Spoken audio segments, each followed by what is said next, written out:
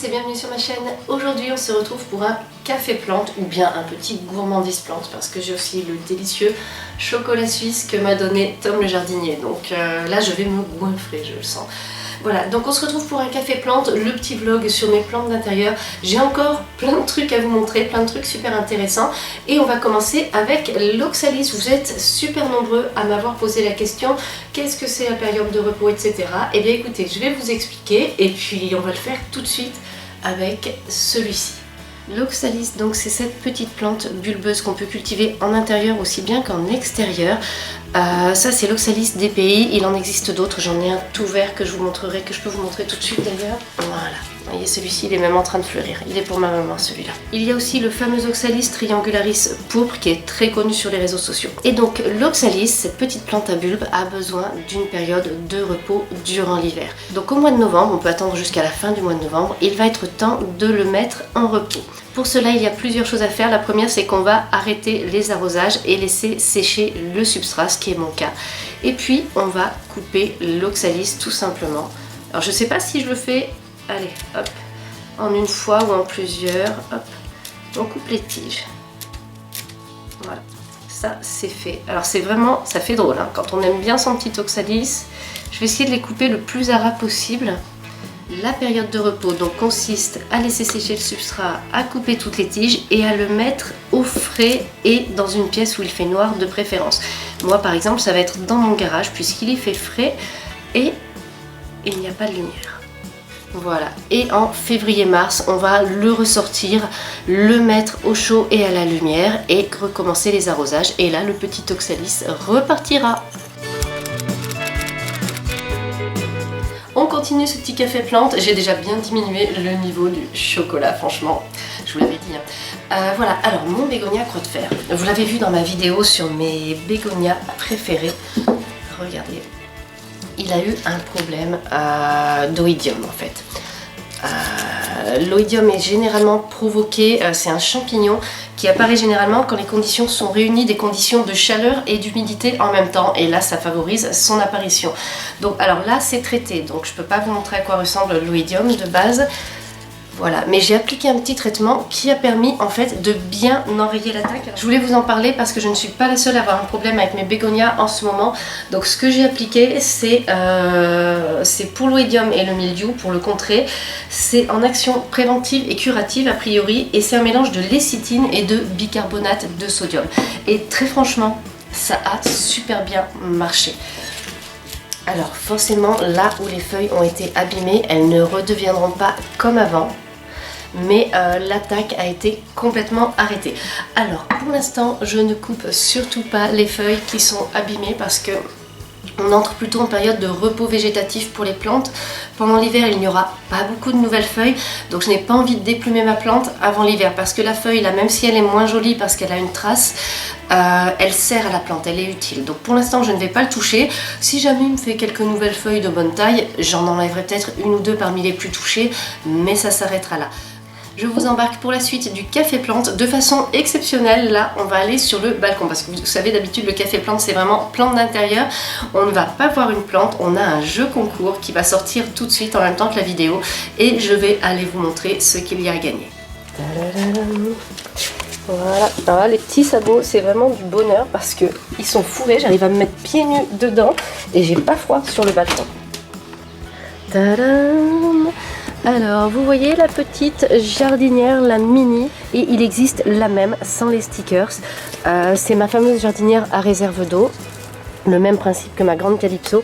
Et donc, celle-ci, vous pouvez tenter de la gagner dès maintenant sur mon compte Instagram. Vous aurez le choix de la couleur. C'est une jardinière avec donc le bac, il n'y a pas le couvercle, il n'y a pas les séparateurs. C'est vraiment la petite version, cette version-là en fait. Et vous voyez, en hiver, là, moi j'en ai fait un petit coin tout fleuri. J'ai mis une petite laitue pour Loulou.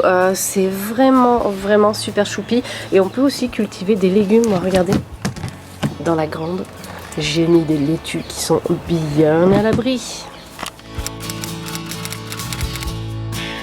Et maintenant je vous embarque pour la suite avec mon Monstera Adansonii, mon fameux Monstera aux feuilles trouées. Alors celui-ci, je trouvais qu'il allait mal en septembre-octobre. Il avait des feuilles qui jaunissaient, il en a perdu 3 là sur la tige.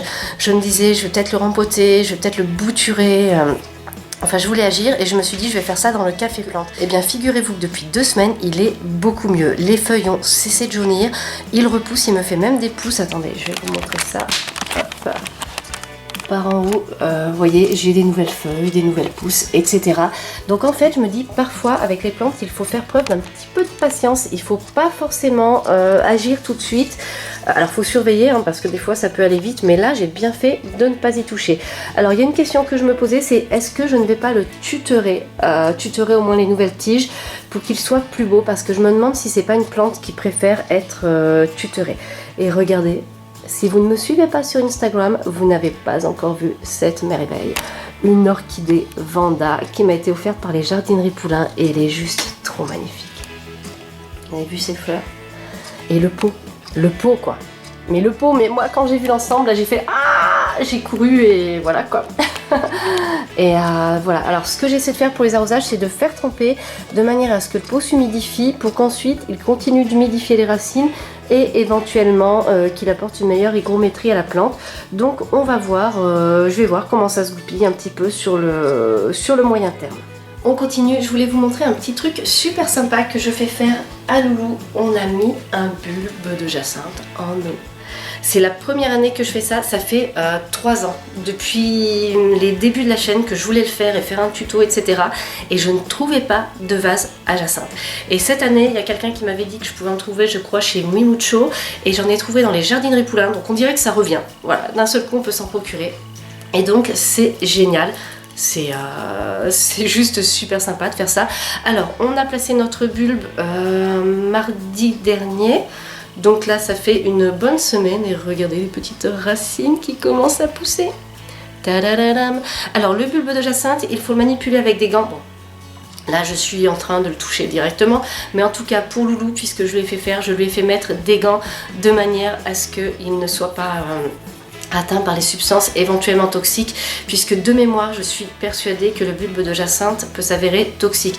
Bon, si comme moi on le touche comme ça et qu'on va pas mettre le doigt dans la bouche, à mon avis ça va, mais quoique si on se gratte l'œil peut-être que ça gratte, voilà. Mais en tout cas c'est super sympa à faire et voilà. Et je suis contente parce que les bulbes de jacinthe là ils étaient vendus à l'unité, donc j'ai pas eu besoin d'acheter un lot de 5, j'ai pris juste celui que je voulais dans la couleur qui m'intéressait et puis voilà.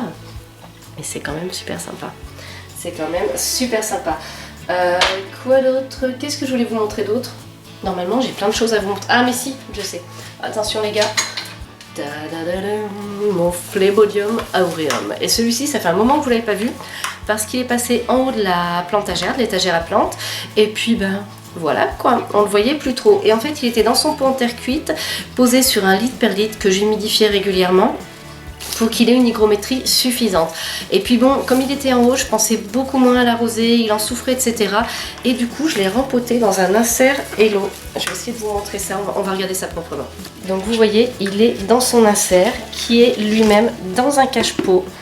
Et l'ensemble fait réserve d'eau, ça je vous l'avais expliqué dans une vidéo, je vous mets le lien en barre d'informations.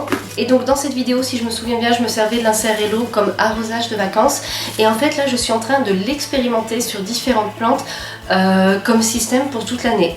Et le Phlebodium aureum, qui est une fougère et donc qui apprécie l'humidité, une bonne hygrométrie, etc., mais aussi une humidité du terreau, c'est typiquement le genre de plante indiqué pour ce genre de système. D'ailleurs, depuis qu'il est dans le mien, il va beaucoup mieux puisque même si je pense moins à arroser, comme il y a une bonne réserve, elle se vide lentement, donc tout va mieux, il est en pleine forme, il se reprend. Comme son terreau est bien humide, on a une hygrométrie ambiante qui est meilleure autour de lui, donc c'est juste du bonheur. Et d'ailleurs là je vois que l'indicateur est en bas, donc je vais lui remettre de l'eau, comme ça on repart pour un petit moment, peut-être 2 semaines environ, et il est tranquille, il se porte super bien. Alors ça c'est à ne pas utiliser avec toutes les plantes et il faut tester tranquillement. D'ailleurs là je vais rempoter, j'en ai pris un pour un colocasia, pour mon colocasia. On va s'en occuper. Et voilà l'indicateur qui est en haut. Et moi, je vais manger mon dernier carré de chocolat. Merci encore Tom, c'était délicieux. Tu m'en renvoies quand tu veux.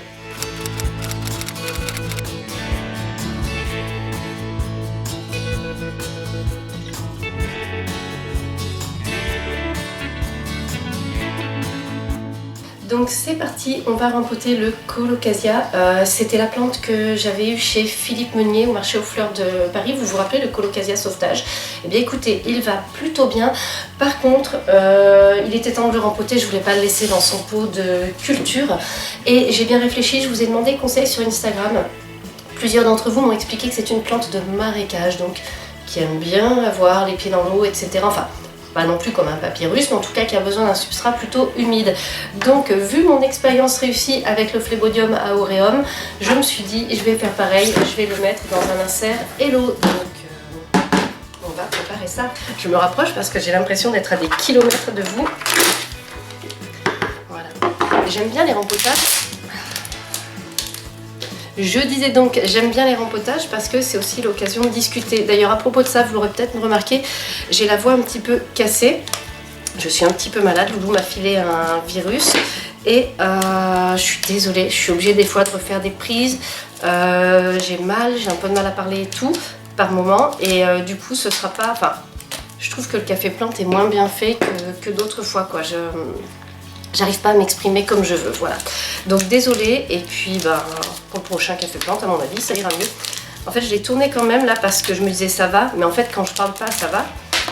Mais quand je commence à parler sans arrêt, comme c'est le cas tout de suite, bah ça va plus. Alors. Et vous savez quoi? Un rempotage, bah c'est beaucoup mieux avec du terreau.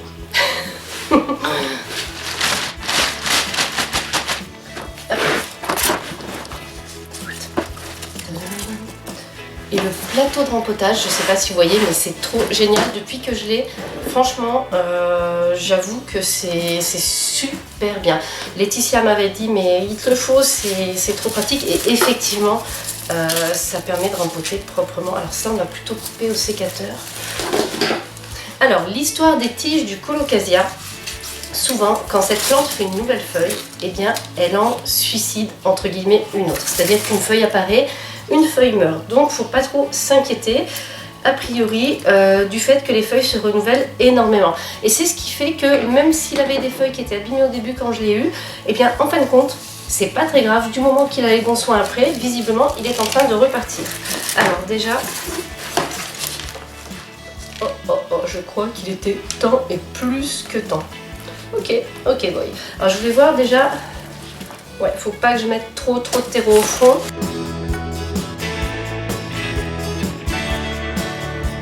Je vais mettre les gants parce que j'ai les bagues et tout et j'ai pas trop envie d'avoir à me décrotter les ongles après puis de faire la suite du café plante avec les ongles noirs de terre. Voilà, et donc, alors là j'utilise juste du terreau pour plantes d'intérieur. J'ai trouvé une recette de mélange, mais alors il fallait mettre 40 000 trucs. Donc moi dans ce cas-là, j'ai plutôt tendance déjà à essayer de voir ce que ça donne avec du terreau plantes d'intérieur. C'est rare que ce soit la catastrophe. Et après, au fil des années, des rempotages, j'affine quand j'ai une bonne recette, mais qui est facilement faisable. Parce qu'à un moment donné, quand il faut 4 ou 5 ingrédients pour rempoter une plante, c'est un petit peu too much. Alors moi, ce que j'ai envie de faire, c'est quand même de dégager un peu les racines, mais tranquillement parce que je veux pas non plus les arracher. Voilà, donc j'ai quand même pas mal démêlé. Je n'ose pas trop en faire plus parce que je veux pas trop en abîmer non plus. Voilà, alors j'espère que j'ai pas mis trop de terreau.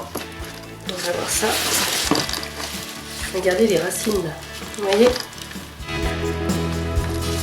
Je ne sais pas du tout, je devrais peut-être couper des racines, mais en toute franchise, j'ose pas. C'est mon premier colocasia, j'y connais vraiment pas grand chose avec cette plante, donc je n'y touche pas. N'hésitez pas à me dire dans les commentaires si j'aurais dû le faire.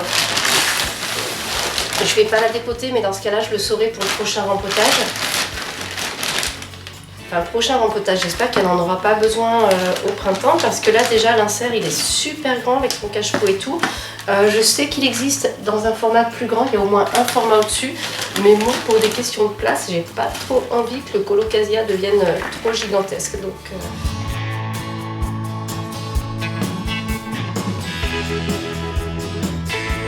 tadam! Ouais, j'ai vraiment la voix cassée.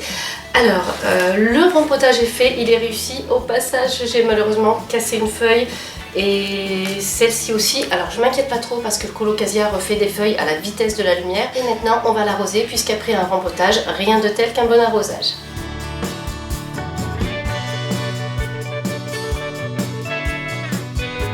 Et dites-moi, est-ce que c'est moi qui rêve ou est-ce que mon colocasia a déjà l'air plus heureux? Moi j'ai l'impression qu'il se sent déjà mieux. Je sais pas. Mais ça se peut, c'est moi qui hallucine, hein, complètement.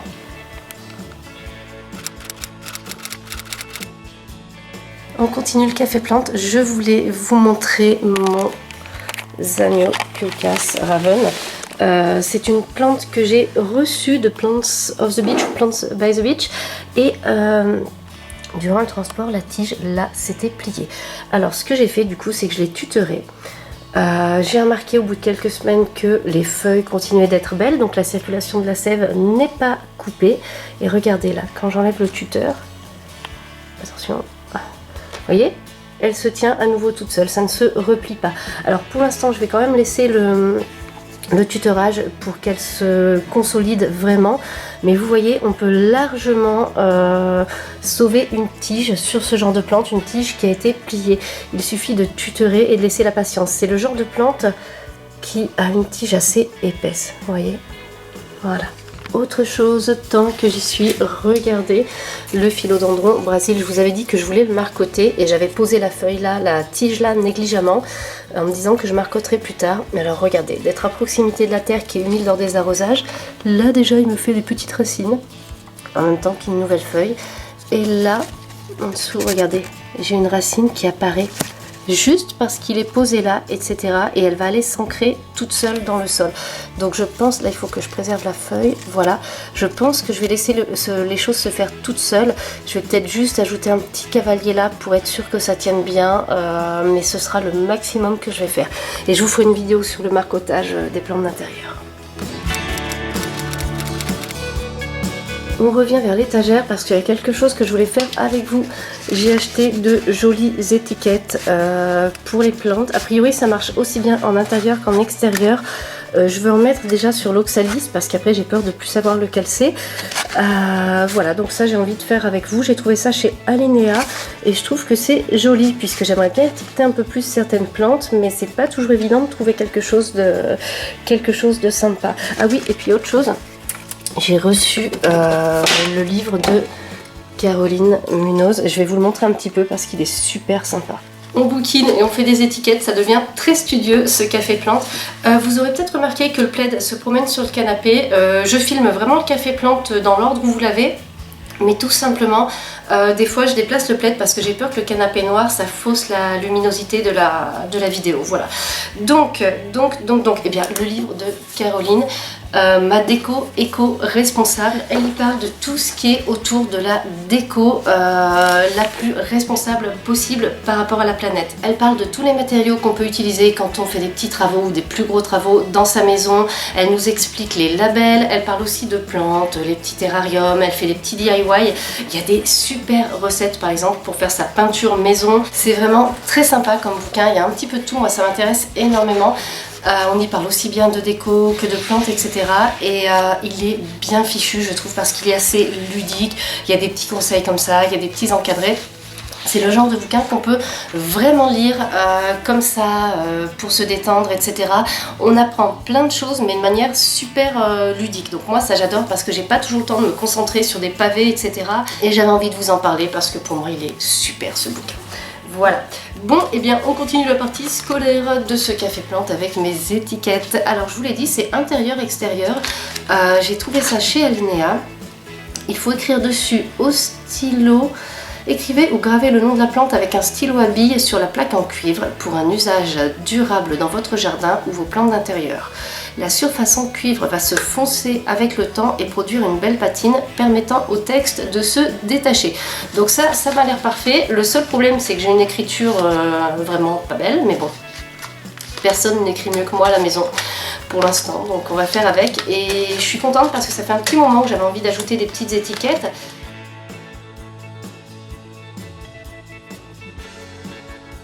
Voilà, j'ai fait ma première étiquette. C'est pas trop mal, sauf que là j'ai mis le D de DPI un petit peu trop haut. Mais pour moi qui écris mal, c'est super bien. Alors j'ai tenté une petite feuille d'oxalis en dessous, mais bon, c'est pas super bien fait. Je sais mieux dessiner les dragons. Voilà, donc ça, je pense que ça va être sympa. Je vous la montrerai au fil du temps pour voir comment ça évolue en fait. Comment ça se patine. Et puis voilà, regardez. C'est sympa quand même, hein. Je sens que je vais en mettre partout. Je vais en mettre une dehors, peut-être dans le romarin, parce que je pense que ça peut aller bien. Et on verra ce que ça donne. Et les autres, je vais les garder pour l'intérieur, je pense. C'est super joli. J'avais envie de vous faire un point sur 2-3 autres trucs. Donc mon bulbe d'amaryllis en cire, eh bien il a fait sa deuxième floraison, elle est en train de se terminer, donc c'est pas mal du tout. Je pense que je vais me reprendre d'autres amaryllis, la saison va bientôt arriver, et celui-là je vais essayer après de l'ouvrir et de voir si je peux le récupérer. Celui-ci j'adore, j'aime trop. Si vous me suivez sur Instagram, vous l'avez vu quand je l'ai acheté. J'aime trop. Et là, mon coléus sous sa lampello, mais alors c'est toujours le bonheur absolu. Regardez comme il pousse en cette saison et surtout comme son feuillage est beau, bien velours et tout, comme quand je l'ai acheté. Et regardez, sur le bas de la tige, il me fait plein de petites pousses. Donc c'est tip top. Voilà. Ah oui, si, il y a autre chose. Il y a autre chose et je vais encore me trimballer avec mon arrosoir parce que c'est le papyrus. Vous êtes nombreux à m'avoir expliqué qu'il fallait le mettre les pieds dans l'eau. C'est ce que j'ai fait et c'est vrai qu'il s'emporte mieux. Il s'emporte mieux. Et là, on commence à ne plus avoir assez d'eau. Et ses racines se sont quand même pas mal développées. Donc on va se faire un petit arrosage complémentaire. Ça me fait drôle de tremper une plante autant. Ça me fait vraiment bizarre, mais bon, c'est mieux pour lui. Ah si, je sais pour quelle plante j'ai envie de mettre une autre étiquette. J'ai ce petit kalanchoé botanique que j'ai acheté cet été quand j'étais chez mes parents. Et je vais lui faire une étiquette parce qu'il a son étiquette de base, mais bon, voilà, on va pas garder ça pendant 200 ans. Donc je vais lui faire une étiquette comme ça. Et ça va être super sympa. J'avais trop aimé la couleur bleutée de son feuillage et alors ça va être canon. D'ailleurs, ce petit kalanchoé, attendez, parce que je sens que sinon je vais écrire des bêtises. Voilà, ce petit kalanchoé, je ne suis pas sûre que je m'en occupe correctement. Si jamais vous avez des renseignements, si vous savez comment faire, n'hésitez pas à me le dire en commentaire. De toute façon, je vais chercher aussi de mon côté. Et qu'est-ce que vous en dites? C'est canon là. Je vous remercie infiniment d'avoir suivi ce Café Plante jusqu'au bout. Pour moi, une fois de plus, ça a été un régal de partager ces petites choses avec vous. C'est tellement plus délicieux de le faire avec vous tous que de le faire toute seule dans mon coin. Et on se retrouve très bientôt pour une nouvelle vidéo. Une petite vidéo d'ailleurs un petit peu exceptionnelle que j'ai eu la chance de pouvoir faire, donc je suis trop contente.